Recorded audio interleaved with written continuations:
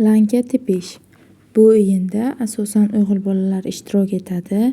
Unda ikki bola bir-biriga raqib sifatida qatnashadi. Ular echki terisidan 5 tiyinlik tanga hajmida qirqib olishadi. Uning silliq tomoniga mum bilan 5 tiyinlik tanga yoki yassi silliq tosh yopishtiriladi. Natijada lanka paydo bo'ladi.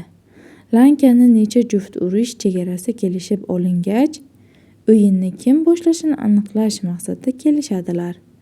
Buning uchun bitta yassi toshcha olib, bir tomonini qo'llashadi.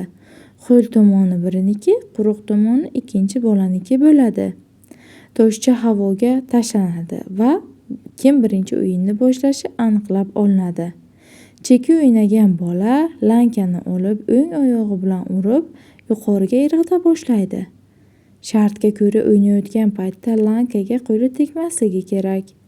Oyog'i bilan lankani yuqoriga urib irg'itganida uni yerga tushirmaslikka harakat qilishi lozim.